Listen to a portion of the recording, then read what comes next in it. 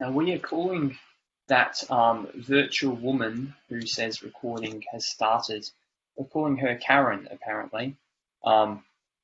Which your sound. Why, Karen?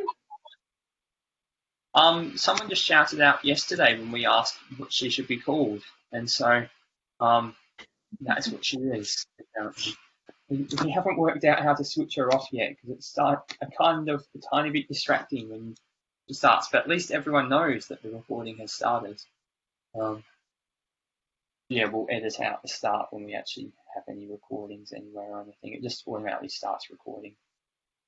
And All you right, said so aim for 45 minutes. Is that 45 plus 5 Q&A? I kind of advise 45 all up because I'll give you a little intro for a minute or two, and then you can present for that length, and then we'll wrap things up. Like you can share where people can find you. It's on the website anyway, your website. But yeah, so it can just be like. So really, hey, gosh, we're going to be really, really tight. I'm going to have to gavel through a lot of this because obviously it started off with an hour, then it was 50 minutes, now it's 45. Yeah. This session's like, we finish at 50 past the hour. The embodiment conference is an hour. It's just these ones are a bit shorter because at the actual conference we'll have an hour gap between every session. Which here it's back to back. So apparently I've heard it's not great for self-care if people just sit at a computer without having any breaks whatsoever throughout the day. So I don't know if that's correct or not. Well, yeah, you just can't concentrate that amount of time. Yeah. Hello, Yolanda. Hello. So, Steve, was that you're going to take a break now? No, I was just talking about the breaks between each session, how the length goes and all that sort of thing. I'm just getting the link now to send to Smadar so she can get coding immediately. Facebook live stream. She's got a hell of a day, doesn't she? If I start sharing screen now.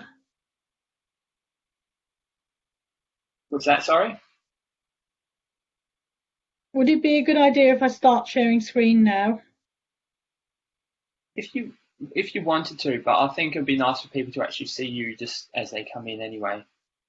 See what you look like. Juliet, would you like people to be visible on screen during your session? I'm not, with this one, I'm not so fussed either way. Okay.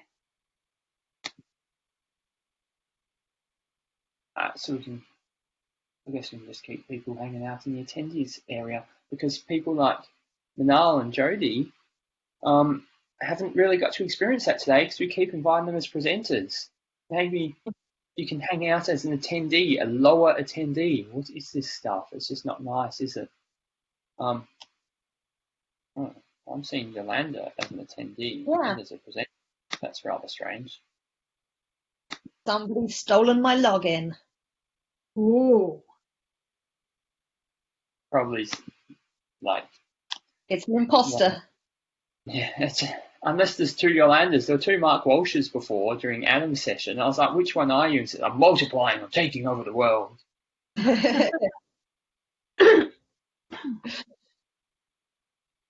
It might just be little glitches, I guess. And hello, Facebook people as well. So anyone who's on the Facebook live stream, you're free to join Blue Jeans. It's kind of more interactive. Juliet's going to be having like a few polls during this session and that sort of thing. So you can join the portal, come through there for the Blue Jeans in order to get the interactivity of that if you would like. We've still got 5 minutes to go, but so you have some time to do that if you haven't done it yet.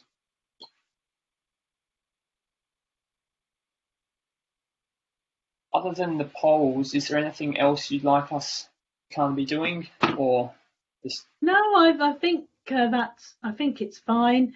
Will you please yell at me if I think I'm sharing the screen and I'm not sharing the screen? It's happened to me before.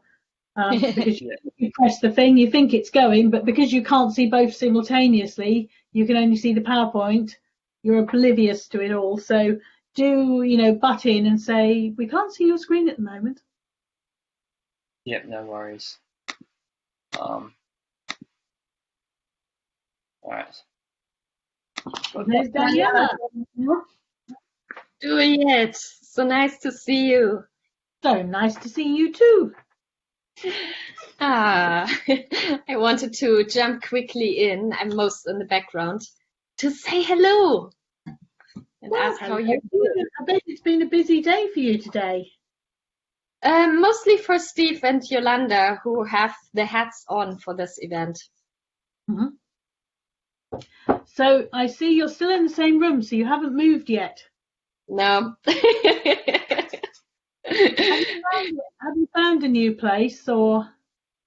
No. Corona was making a little bit of complications around that. So I decided to stay here for a little bit longer, but probably will move after the conference. So focusing on the conference and then let's see where it goes. Indeed. And I'm happy because I have coffee. You know me, I'm addicted. Yes, well, I'm happy because I've got some water. Very good. And I'm just saying, because obviously I kind of prepped for a 1 hour presentation, then I was told it's 50, and now I know it's 45. So I have a suspicion I'm going to be doing a bit of it because I've got background stuff which I think is really useful for people to know, and then there's a bit of practical stuff where people can actually have a go, and obviously I want to slow down there a little bit, so I may do a fairly fast gallop through the first sort of 15 or 16 slides and then slow down for the exercises because I think that's important. Wonderful. Looking forward. Indeed. Let's start with a little bit of story because I always think a story is nice. Yeah, I like storytelling. There used to be a program called Watch with Mother, and it always said, "Are you sitting comfortably? Then I'll begin." So I have to restrain from saying that because the joke will not translate, I think, to the Netherlands and across the world. You had to be in England to hear it with a very plummy English voice. I like that. I like England. So we got a couple of minutes. Yeah. It's always the most nerve-wracking bit, the first couple of minutes, isn't it? Will my screen share work? Will it go hitch-free? Will it not freeze on the screen? All of those good things. And then it's just presenting and hoping everyone's liking it. Yeah, so far I think with screen share we didn't really had issues yet with Blue Jeans. Steve, Yolanda, correct me if I'm wrong. There's enough other things, but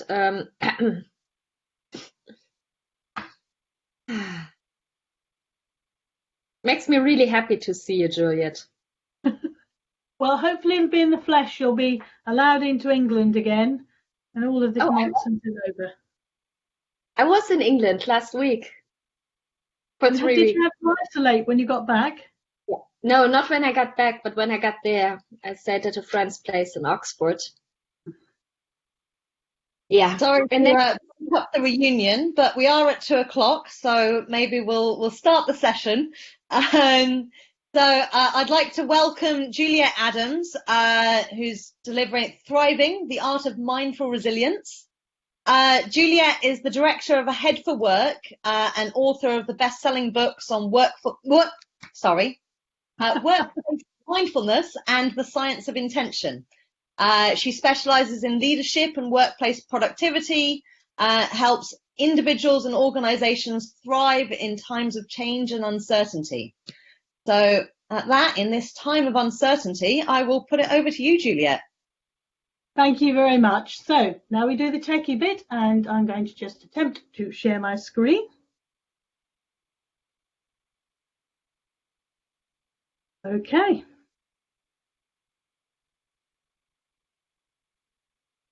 The screen share is working, just to let you know. Good. Okay, that's brilliant. So I'm so delighted to be here today, joining you from all over the world. As just detailed, I have a background in training design. I then moved into pioneering approaches to workplace mindfulness. And from that, I moved on to mindfulness trainer training. And this has really spawned my interest in mindful resilience. Training mindfulness in the workplace is absolutely great, but companies often ask me for resilience training, but I know that a foundation of mindfulness is just so useful. So I've developed the approach of mindful resilience, which really blends the two together. So in today's session, I'm going to talk a little bit about a story from our ancestors, the evolution of mindful resilience, 4 elements of mindful resilience, and some tools and techniques, and a little invitation at the end to get more involved with this. I've made the assumption that I've got quite a few coaches on the call and mindfulness teachers on the call. So I want to give you a little bit of background about how mindful resilience came into being and what it involves. And then I'm going to dive into some practical tools and techniques later on so that you can give it a try. So I hope that that's what you signed up for today. So I'd like to start. Oh, it's gone right to the end. How very interesting. So I'm going to just go back to the beginning. It's never done this to me before. So there we go. So I'd like to start with a little story. Some of you may recognise this. Sorry, Julius, I think you've stopped your screen share there. Okay, how interesting. Thank you for the voice there. So I'm going to escape from that and I'm going to tab into BlueJeans and we're going to share the screen once more and start sharing now.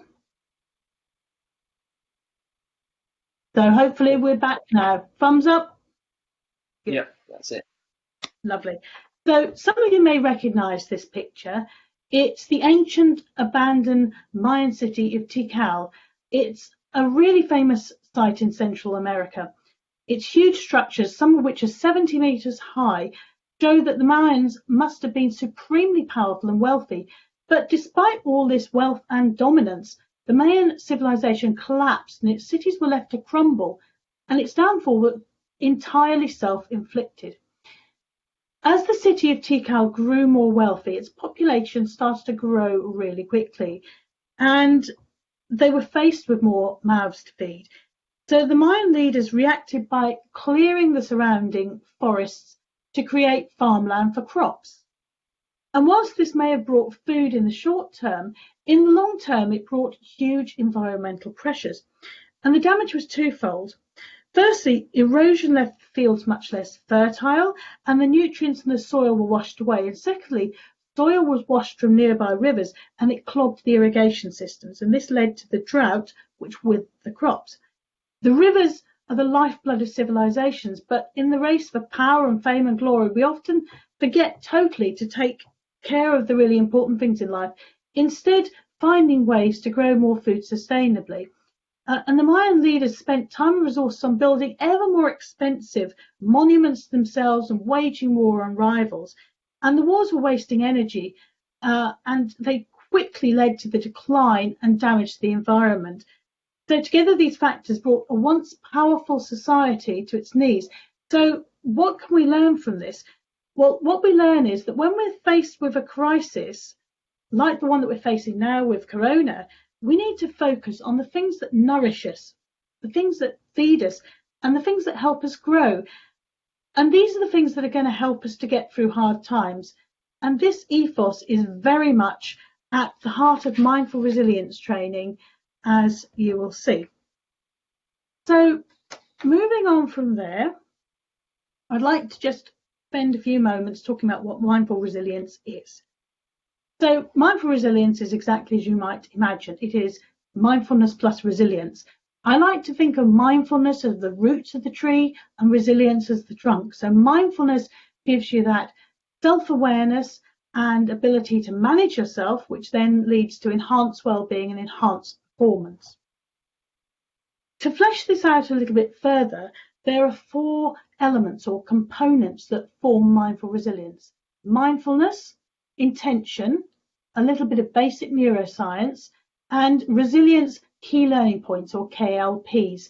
So the type of areas that we provide key learning on are how to sleep well, how to think well, your mindset, eat well, move well, so diet and exercise, how to manage stress and pressure, how to manage information well, importantly, how to work well with digital tech, because digital tech is here to stay. And it isn't the enemy, but often we have a difficult relationship now with digital tech.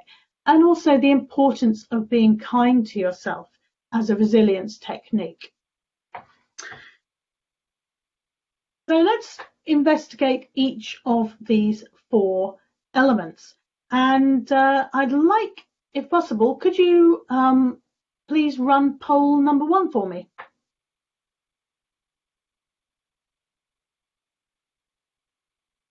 There we go. What is mindfulness?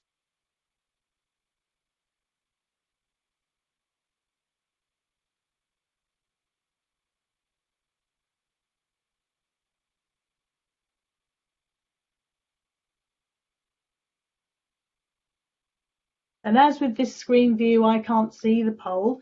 If you could give me the responses, that would be great when the poll closes. Thank you. Yep, no worries, we'll do. People voting right now. Anyone who's not sure, there's a little thing down the bottom, likely just to get into the poll for what is mindfulness.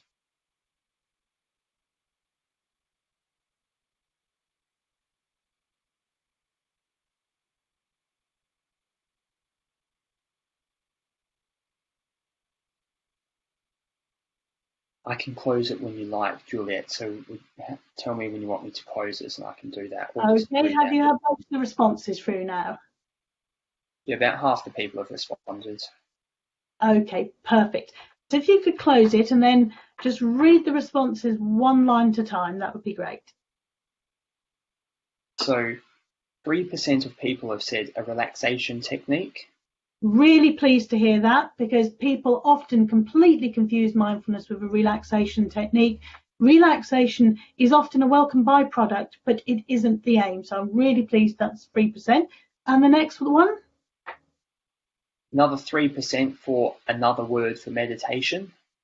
Again, similarly, really happy with that, because mindfulness and meditation are not the same thing. People think they are. Mindfulness uses an element of very specific meditation-based exercises as part of the training, but it's very distinctive. The meditation-based elements are very distinctive to mindfulness training. Thank you. And the next line? 3% for a spiritual pathway. Yep, mindfulness can be a spiritual pathway. It doesn't have to be. So for some, it does become a way of life, but equally, for some, it's an attentional training, an awareness training, it's a productivity tool. So it can be, but it doesn't have to be. And the next one? 7% for a behaviour change framework. Well, different schools of thoughts, but yes, behaviour change, right from John Kabat-Zinn's days with MBSR, through to MBCT, through to Workplace MT, it is very much about behavioural change. And the next line? And then our top one being attention and awareness training at 87%. Yep, absolutely. Some people who are deeply steeped in mindfulness say, oh, you know, you can't simplify it to that. But at the heart of it, it is attention and awareness training.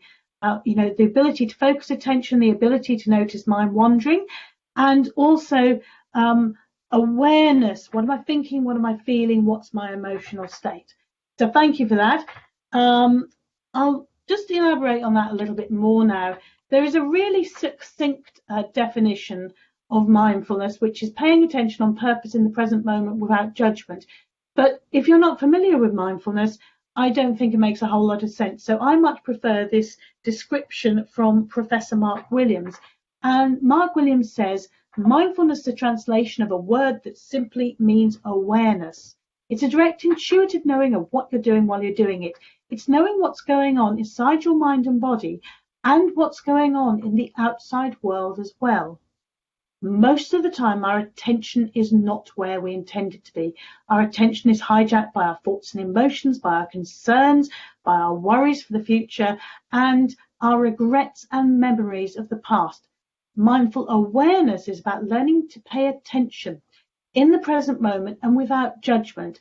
So it's a little bit like training a muscle. It's training attention to where you want it to be, and this reduces our tendency to work on autopilot, allowing us to choose how we respond and react. So I always think that that's a really, really good description of mindfulness. And just to pick up on one other point, most of the time our attention is not where we intend it to be.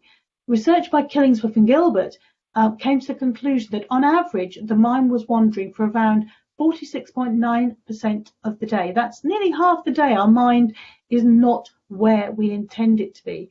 And it's proven that with just a little bit of mindfulness training, we can improve this quite dramatically. So we can spend more time with focus and attention, but at the same time, we can maintain well-being whilst enhancing productivity. So core components of any mindfulness training program, and this includes MBSR, MBCT, Workplace MT, is meditation-based exercises, psychological education to help you manage the mind, and some elements of everyday mindfulness like habit releases and doing things in a different way. And together these improve self-awareness, which leads to self-management, which leads to improved performance and well-being. And this is very much the model that I use when designing mindful resilience training. So to flesh that out a little bit further, when you do mindfulness-based training, weeks 1, 2, and 3, you have mindfulness of breath, body scan, and mindful movement. And these are all about narrow, focused attention. And then later on in mindfulness training courses, you get to open monitoring or wider, more spacious attention and awareness. And so for mindful resilience, we're just using the basics of mindfulness. So we tend to just use the first 3 exercises. Of course, if somebody comes to mindful resilience training and they've already done a mindfulness course, that is absolutely fantastic. But a lot of the organisations and people in organisations I'm working with may not have been on mindfulness training before and wouldn't commit to a 6 or an 8 week programme. So I just take some of the simplest mindfulness exercises to use as that foundation to start to build this attention and awareness and self-management tools.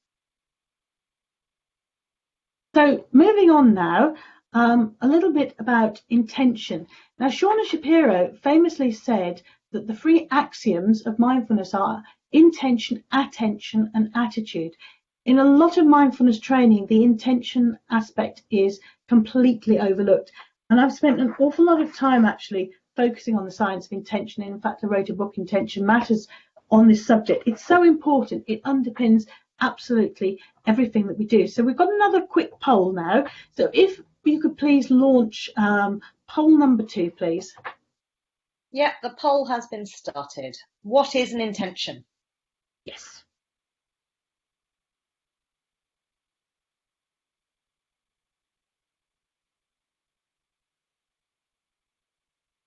So you can see it on the bottom right underneath the chat. You'd have a poll option. Yeah.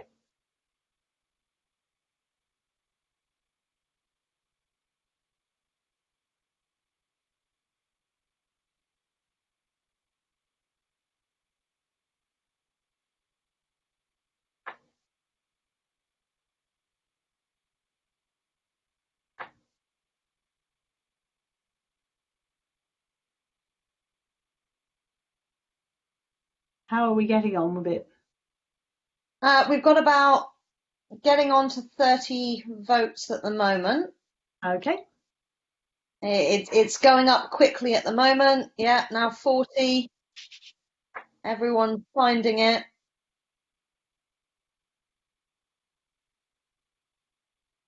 This is the first time I've used BlueJeans and it's going wonderfully smoothly, but it's just a bit disconcerting that I can't see the poll because normally with other platforms I've used, I sort of see the poll ticking away and then I can read from it. But At least we've Yeah, got a good, stable connection, nice clarity, and that's great. I can help reading out the polls. Okay, we've had over 50 people responding now, so maybe I'll go through some of the answers even as the reports are coming in. So the question, what is an intention? And the first answer with 4% is a goal or objective. Yep. So a lot of people confuse intention with goals and objectives, but they are actually very different. They involve less cognitive processes. So they're similar, but they're not the same thing. They shouldn't be confused with goals and objectives. Different thing. Okay, and our next one is something that you want and plan to do. 7% of our respondents think that it's something that you want and plan to do. Yep, and certainly if you Google intention, that is one of the definitions that comes up. And the next one? The next one is a determination to act in a certain way, which has got 12% of the poll votes. Lovely. And again, that's another of the common definitions that you find online. And the next one? So next, with 36% of the vote, is holding attention on a desired outcome. That is a really important aspect of intention. Most of the holding attention occurs at a subconscious level, and this is why intentions are so powerful, because things are going on behind the scenes. And so again, that is a common definition you find online, but it's an important one. But our top result in the poll, with 42%, is an aim that guides action. Yeah, it is certainly something that guides action.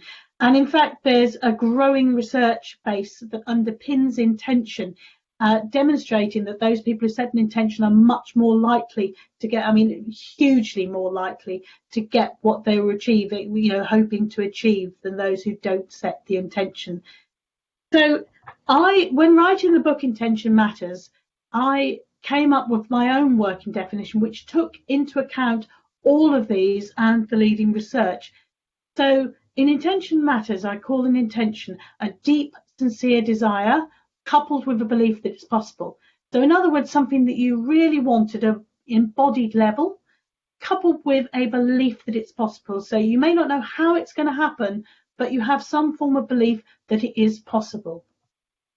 So in Intention Matters, I detail a number of different intention forms, and we have micro intentions, which are moment or day changing intentions. They're proximal, they're close in time. So in research terms, there's something called implementation intentions, and micro intentions are very similar to implementation intention from a research perspective. Then we have nested intentions, which are longer term and contribute to bigger intentions, and these are distal, further away in time. Then we have core intentions, so these are the things that guide your life. These are closely allied to purpose, but again, slightly different. And then there are mega intentions. So these are world-changing intentions. Now, not everyone has mega intentions, and nor should they, or should they even aspire to. For some people, core intentions, in fact, for the majority of the population, core intentions where it's at. And some people, it's just micro intentions. So when working with mindful resilience, again, we take the simplest element of this. We use micro intentions to make things happen. I just wanted to show you this slide, just to show you that there's actually a lot of science in intention, and it looks at the communication that happens between the mind and brain. And you can see that there is an awful lot of cognitive processes involved in the achievement of intention, and a lot of brain areas activated. If you contrast this with goals, often there are half as many activities going on. So intentions from a brain perspective are very, very powerful things. So moving on now to element 3, which is a little bit of neuroscience. So you don't have to become a neuroscientist to do mindful resilience, but a little bit of knowledge about how the mind works is really, really important. So we give simple psychoeducation on the brain, on neuroscience, so that people can understand and manage their mind better. So we talk a bit about the mind-brain connection and its connection with consciousness. And we talk simply about the 3 different brain regions, the neocortex, the thinking region, the limbic system, the feeling region, and the brainstem, the primitive region. So typically we would go through neuroplasticity and how it works, the brain's hidden rules, because if you know these rules, you can start to work with rather than against your brain, the impact of stress on the brain, and importantly, the impact of kindness on the brain. It's not just nice to be nice. It's thought that it's actually neurologically impossible to be in a state of fight or flight and stress and self-kindness at the same time. So kindness really quickly switches down the threat response. So it's an important aspect of mindful resilience, the ability to be kind to yourself and hopefully be kind to others as well. So lastly, the fourth element is resilience key learning points, or KLPs for short.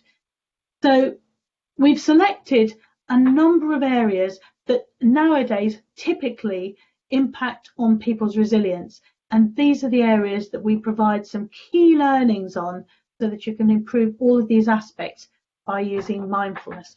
So managing stress and pressure, sleep underpins everything. You need sleep for rest and repair, for every aspect of well-being. And in fact, if you become sleep deprived, we now know that during the day, toxins build up in the brain. And when you sleep, cerebral fluid flushes the toxins out of the brain. So if you don't get enough sleep, you get a toxin build up in the brain, and the brain can't function as well as it should. So when I'm teaching mindfulness courses and people are constantly falling asleep, I often get them to focus on their sleep and to come back to the mindfulness training. It really is foundation. Mindset, how you think about things, because you can't change what life throws at you, but you can always change the way you respond and react to it. Diet and exercise, dealing with information. So we have information overload. Many people have too much information coming in. The brain just simply can't process it. So how to deal with the information in a way that doesn't create overwhelm and means that you retain the maximum possible amount. Working with digital devices, and of course that aspect of kindness. And I really love that little picture at the bottom of the little girl. I really think it embodies this element of self-kindness. So moving on now to the more practical part of this workshop, I want to give you some examples of this actually in action and how we've adapted things to fit in with the Mindful Resilience curriculum. So as a summary, Mindful Resilience involves a foundation of mindfulness, intention setting, background knowledge on resilience via resilience KLPs, a little bit of mindfulness. And this hopefully, in fact, certainly in my experience of all the people that I've taught so far, leads to self-awareness, self-management, improved performance, resilience and well-being. Obviously, the mindfulness, I may teach it on a short course. It will take some practice to develop the mindfulness over time, but certainly the evidence that I've had is that when people use all of these four things together, it has a powerful impact on their resiliency to life. So I want to now give you an example of a mindful resilience body scan. Now, those of you who practice mindfulness will be familiar with the body scan. It comes in week 2 of mindfulness training. And so I've taken the body scan and basically used it as a vehicle to help people then tap into their inner wisdom about what they most need to pay attention to. So with your permission, I would like to now lead you through a mindful resilience style body scan exercise. It's not going to be a long exercise. It's much shorter than you find in MBCT or MBSR, and roughly similar to what you find in a workplace mindfulness training course. So I can't see you all, I can't check your posture, but I'm hoping you're all in a reasonably comfortable upright chair. So if you'd like to just settle yourself into a chair and try to adopt a comfortable, upright, open position that embodies your intention to practice mindfulness at this time. And if your eyes are still open, closing the eyes, or if you prefer, holding them in soft focus, just to restrict the flow of incoming information into the brain. And starting off this exercise by spending a few moments just to set an intention for this exercise, an intention that's right for you. So it might be being mindfully aware, being present, and being kind to yourself. But just take a moment to set an intention with this practice that feels right for you, something that you can feel in your body that feels right at this moment.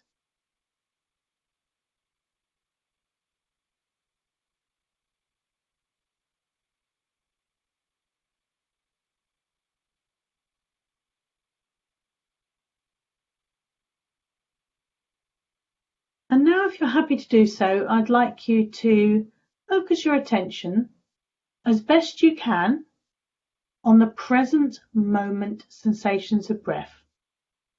Feeling the breath coming in and the breath going out.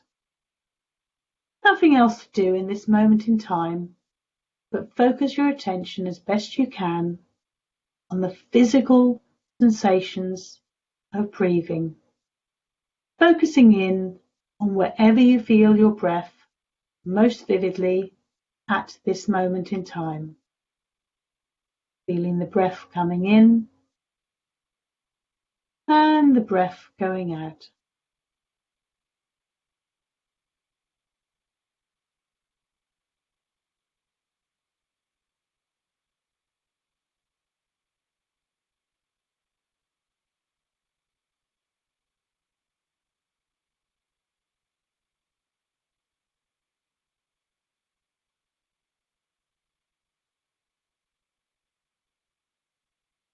And if your mind has wandered, that's fine. It's just what minds do. When you're ready to do so, kindly and gently, escort your attention back to the breath. Feeling the breath coming in and the breath going out.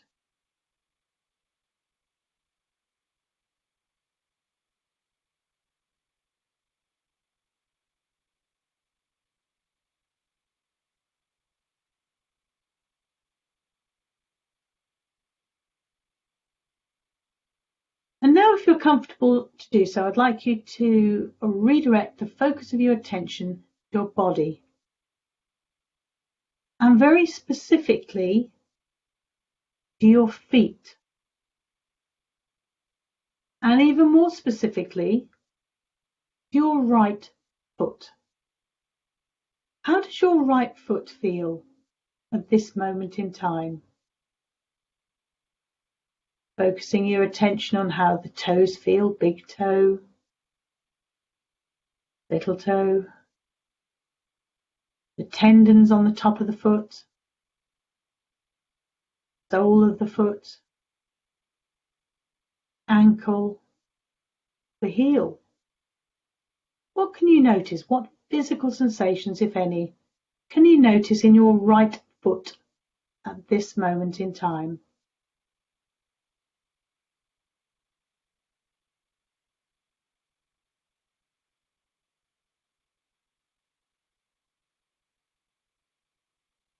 And then moving your attention across to your left foot. What can you notice in your left foot at this moment? Exploring your left foot, the sense of openness and curiosity.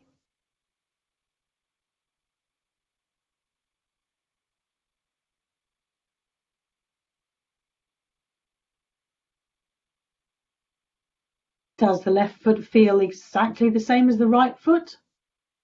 Or are there any subtle differences? Tuning in, seeing what you can notice.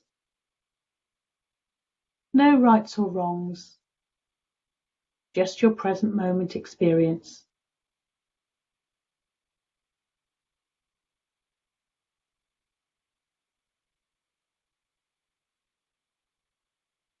And then, once more, moving spotlight of your attention, this time to your right leg, lower leg, knee, upper leg. Can you notice in your right leg at this moment?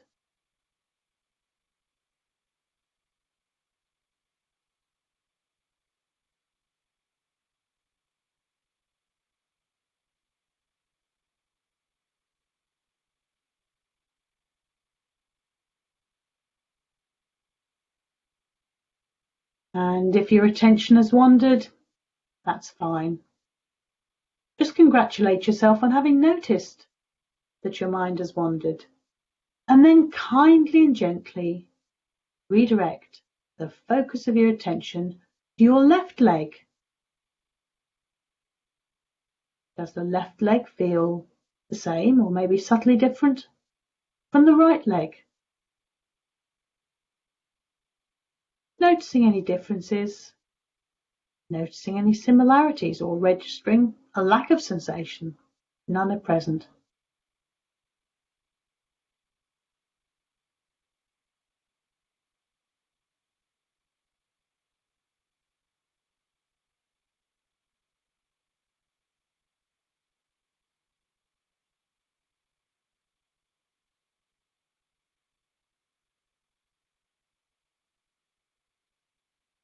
And now once more, moving the spotlight of your attention, this time to the buttocks. How do the buttocks feel in contact with the chair base? You might notice heat, cold or tingling, or you might notice that you're sitting maybe more heavily on one side than the other. Noticing. Fair for you.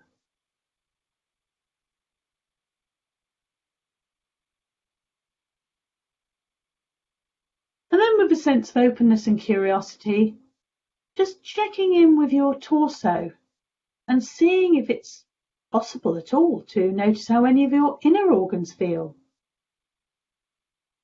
So as best you can, focusing your spotlight of attention on how your guts feel. How does your stomach feel?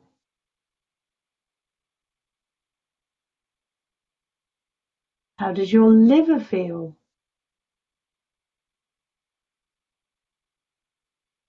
How do your kidneys feel? You might notice something. You might notice nothing. Just looking, seeing what's there for you is the important thing. How does your heart feel? How do your lungs feel?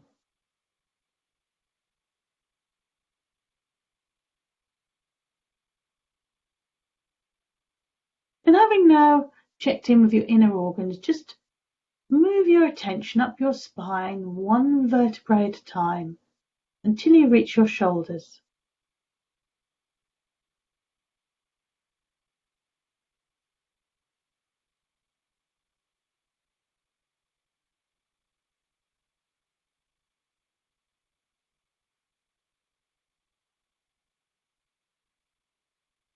And when you reach your shoulders, first checking in with the right shoulder, what can you notice?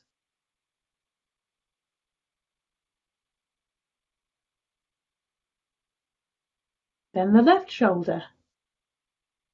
Does it feel the same or different to the right?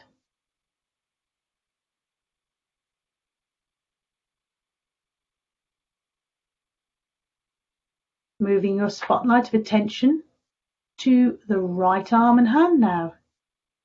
Upper arm, elbow, lower arm and hand.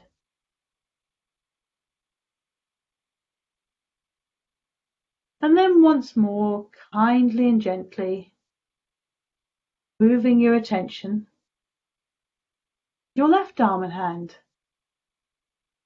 upper arm, elbow, lower arm and hand.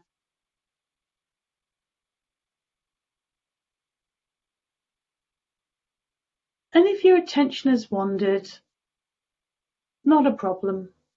When you're ready, just kindly and gently bring it back once more And this time, focus on how your head feels. Jaw, lips, nose, eyes, forehead, and scalp.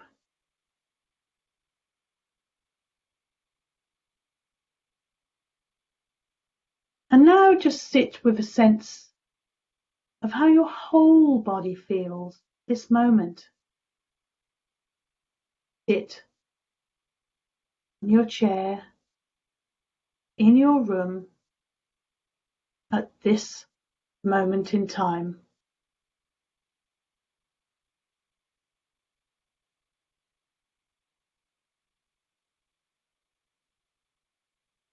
And now, before we bring this exercise to a close, just sitting with that sense of embodiment, that sense of how your whole body feels, and just asking yourself, what do you need to do to maintain your well-being and resilience for the rest of the day? And here are a few ideas that you can just test with your body to see which feels right for you. Do you need to attend to your stress levels? Do you need to attend to your sleep later today? Make sure you get a good night's sleep. Do you need to work on your mindset? Do you need to eat something, or to have a stretch, or to get some exercise? Do you need to address the volume of data that you're working with? Or the way that you sit and work with digital devices? Or maybe you need to work on your kindness. Which of these felt right for you? Managing pressure and stress, sleep, mindset, food, exercise or stretching, information, working with digital devices, or the need to be kind. And just set an intention to focus on improving this for the rest of the day.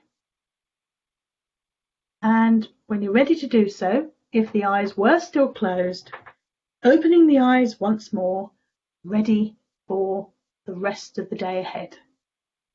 And feel free now to have a little move or a stretch or a wiggle if you need to.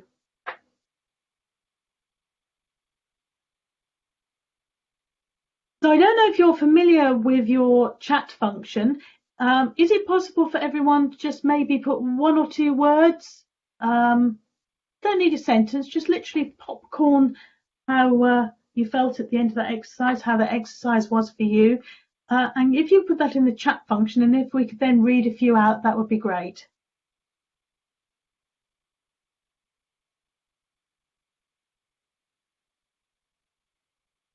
While everyone's sort of waking up out of that, I'll give my feedback on it. I needed that. Thank you so much, Julia. I felt I needed all of the above, the stress levels, more sleep, just looking after myself, and that body scan really helped me to come home to the body, like Daniela has just said on the chat. Someone else is saying it's making them feel empowered, refreshed, grounded, calming. Someone has said that they felt overwhelmed. Mm-hmm.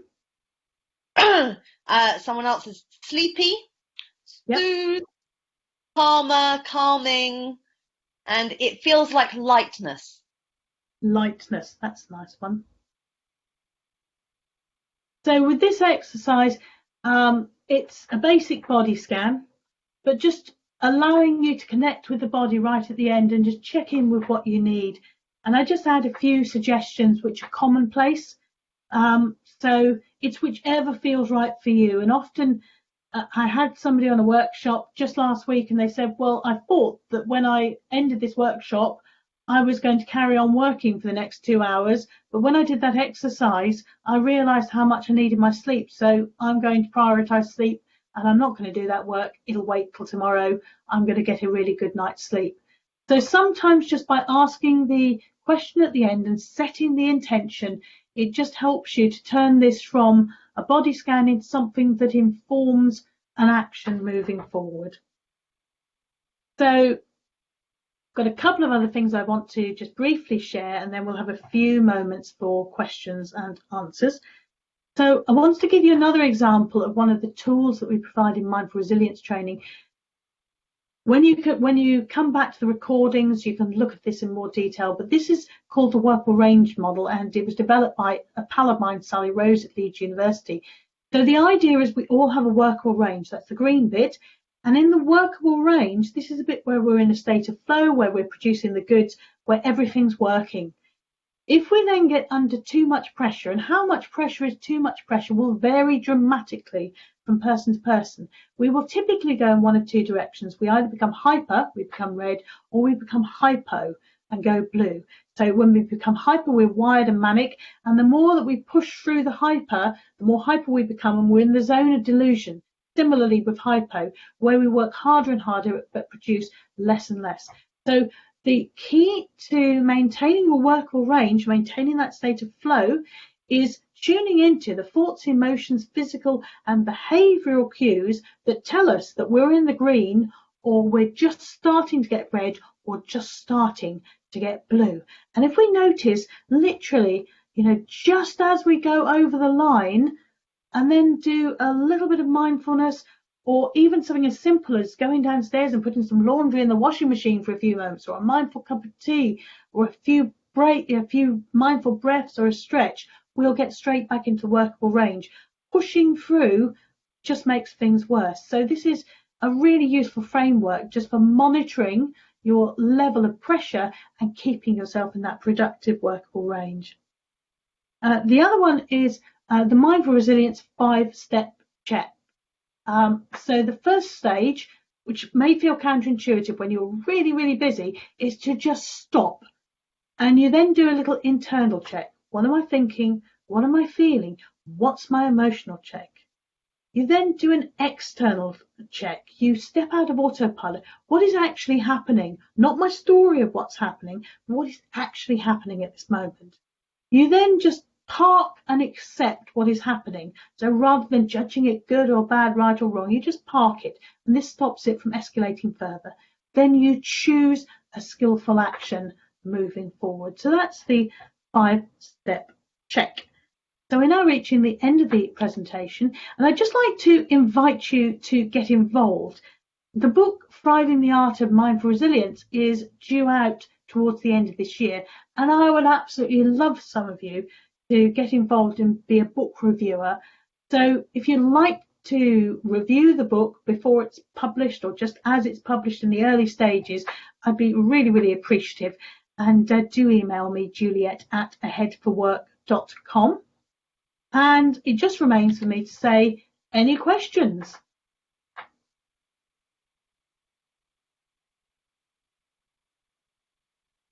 You can use the Q&A to ask questions here, or just type them into the chat.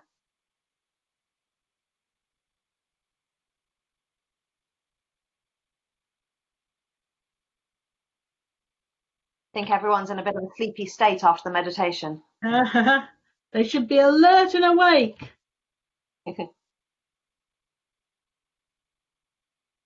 Now I can see you, and obviously, hopefully I can see any questions.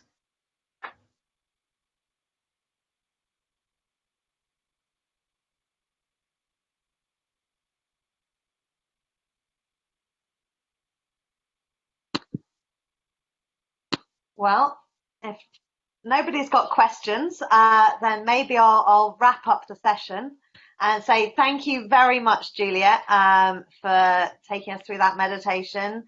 Juliet's going to be joining us again for the Full Embodiment Conference, which is the 14th to the 25th of October. She'll be leading a session on intention. So if you want to find out more about intention, come and find her at the Embodiment Conference. I'm just going to put a link in the chat so that you can see the videos for the Embodiment Conference are there with the link at the end of it. You can also join the community with our Facebook group, which I've just is... seen one question that's come up, which if we've got time, I can answer. And Scott asks, a recommendation for a pre-tennis match meditation to help with students who hold their breath and get stressed. One of the best techniques I can recommend is checking in with your body. Now, everyone has an area of the body where they typically first hold tension. So I'm a jaw clencher. So when I'm starting to get under too much pressure, I clench my jaws, then it goes into shoulders and hands. So I regularly check in with myself. What am I doing with my jaw? And if I'm starting to do that, I know that I'm just getting to the point of getting too stressed. And then, of course, it could be something as simple as 3 short, mindful breaths, or just how does my feet feel on the floor, or how does my bottom feel on the chair base? But really focus on it for a minute or so, and that's enough to switch things down to bring you back in control. But that's a really good one. If you can just get the students to check where they hold pressure. Everyone holds it in different places. Where do you typically hold pressure, Yolanda? You know, if you know what, I grip my teeth. Yeah. Some people it's shoulders, some people clench their buttocks, some people it's legs, some people it's guts, you know, or butterflies in the tummy. If you can get them to check in with that, and then just do something simple, like a 5-step check, or a mindful, a 3-step breathing space, or how do my feet feel on the ground, that will do the job brilliantly. And again, thank you very much, Juliet. My pleasure. Take care of yourself. Bye-bye. And if you'd also like to join the embodiment circles, I'm putting the link to that in the chat. We'll be having daily practice in the lead up to the conference. And one more thing, if I can find the right window. So yeah, if you're liking this, please do tell your friends. They'll appreciate it too. So one more link going up in the chat there, just the embodiment conference. Tell everyone. We've got Juliet on the meditation and breathwork channel. There's yoga, there's martial arts, leadership and business, intimacy and relationships, ecology. Everyone's going to be coming together for the decade of embodiment. So, thank you. I'm going to stop the broadcast.